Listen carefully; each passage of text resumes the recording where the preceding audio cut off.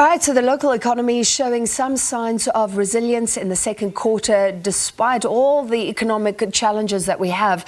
Data from Stats SA shows the economy grew by 0.6% in the quarter. That's up from 0.4% in the first quarter of the year.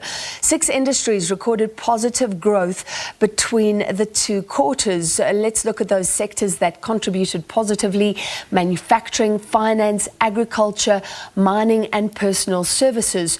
Trade and transport, however, contracted. Stats SA says production in agriculture increased primarily due to a better economic activity reported for field crops and horticulture products. There were increased activities reported for platinum group metals, gold and coal in mining, while petroleum and chemical products, as well as basic iron and steel, made significant contributions to the growth in the manufacturing industry. Growth shows resilience as the economy continues to battle load shedding, and of course there are huge logistical constraints. Household consumption expenditure, however, declined in the quarter, showing evidence of the pressures faced by households due to the high cost of living. All right, let's speak to Senior Economist from PwC now, Xhanti Payi. Xhanti, thank you for being with us as always. Is this number 0.6% quarter on quarter, 1.6% year on year? Is it good news? Look, I mean, at this stage, we are looking to accept anything as good news. Things have been so difficult that we are looking at. But I think it's important because also, as we are detailing now, some of the issues that actually are revealed by that number is something that we have to take to heart. Remember, we do these measures so that we can actually, improve or we can fix issues. So there's a number that reveals some of the issues that we are facing in the economy. One of the things that you obviously mentioned is a really struggling consumer, and that is something, of course, that is revealed in trade, and that's because of the increased financing costs. We know that the Reserve Bank has been tightening expenditure, but then, of course, also tells us something about, it says gross investment has increased, and usually that's a very good thing. But here we understand that actually part of that is driven by people investing in their own machinery for for energy production, mainly solar panels. And we know that that's something that has been driven up, particularly by the middle class and some of the businesses who are trying to support themselves with their own electricity. And so and we see that actually also in the imports numbers, a lot of people importing those solar panels and then installing them to make sure that they can provide for electricity for themselves. But that tells us, of course, that as we know that there's a failure somewhere. And then another number that I thought was interesting, is the number on exports. That exports actually have contracted, but that's likely because of the troubles that we have in logistics, again, something that you mentioned, and that while we see mining activity increasing, actually a lot of what they tell us is that also inventories have grown in that sector. So those inventories you are mining things and then you hold them because you are struggling to actually struggling to export it. So that's one of the things that you're seeing. So those are just some of the things that are revealed in this data. But as we know, we need much more than that, because what we need is to be able to create employment. And as we've seen, the numbers in employment, they don't reflect any positivity. All right, so you're saying the devil is in the detail. And yes, in terms of growth, we've been underperforming even other African countries. Even the global average, just on every measure, we've been underperforming for years.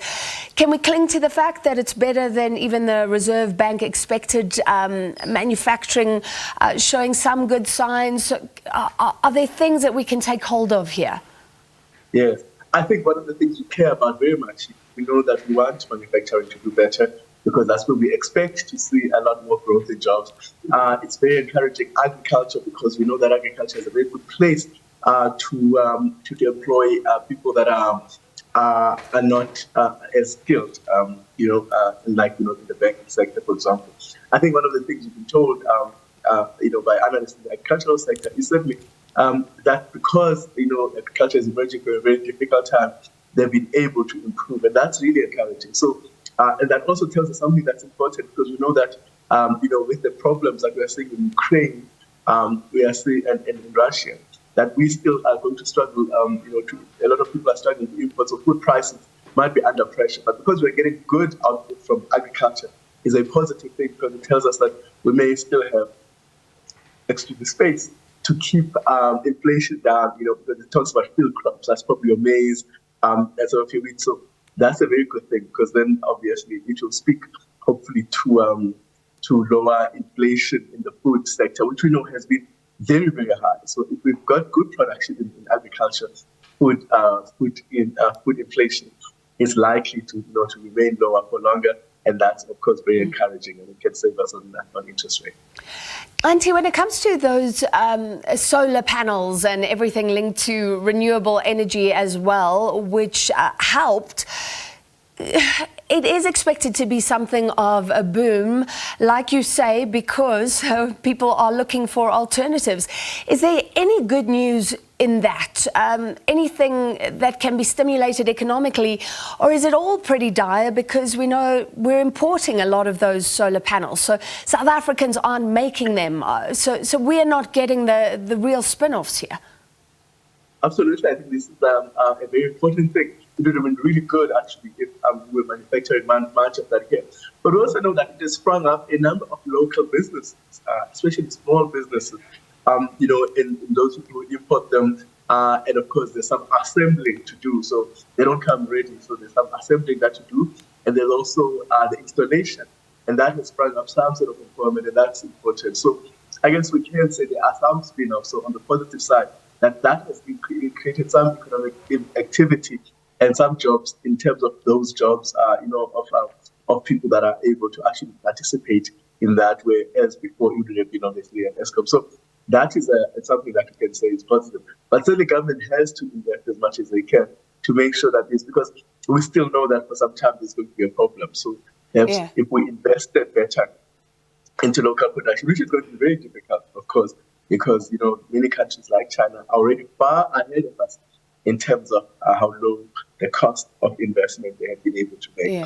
So once I guess that it's important and it's good to hear, but also, there are some challenges ahead. Of course, we also know that it weighs on our balance of payments, because remember, the more you import, the more you actually put pressure on the rand. And that's something that we don't want because it has implications on employment. On inflation. So if we can, we need to try and see what we can invest in South Africa to produce locally. Even, there must be one or two things that we can do locally in terms of making sure that, some parts of the solar panels can be done here. So even though we import much of it. So there is some positive news that we can take there.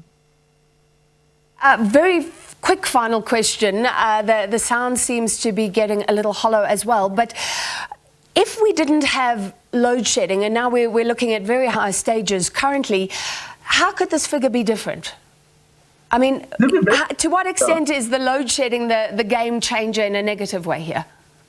Yeah, look, it's a huge game changer. We would definitely see, and manufacturers have complained quite a lot. We know agriculture could be better because agriculture needs electricity generation for watering. We also know agro-processing needs electricity, and a lot of people now investing in them. And then we know, of course, that that could be invested elsewhere, because there's always an opportunity cost for investment, as you know. So when we spend money in one thing, it means we are not spending it in something else. And so some businesses have been adjusting, for example, to be able to provide energy. Those adjustments are hurtful. They may have been thinking about costs, removing costs on people to be able to fund infrastructure such as solar panels. So there's definitely space to say that we would have been in a much better position if we did not have to spend that. And of course, as you know, it also increases the cost of doing business. When we mean by that is a business now spends on something else that should have been cheaper and also available, from the state. And now you are taking that, and ultimately that ends up in the prices. And you might see it in the trade prices, for example, because obviously it has to be passed on to the consumer, a consumer that's already in trouble. So these things are not without, negative impact. And certainly load shedding has been that, to say very little, of course, to the small businesses who don't even have money to be able to invest. But that investment, of course, has caused, has negative impacts itself, even though we can say there are some positive spin-offs. All right, thank you so much. Senior Economist from PwC, Xhanti Payi, looking at the latest numbers.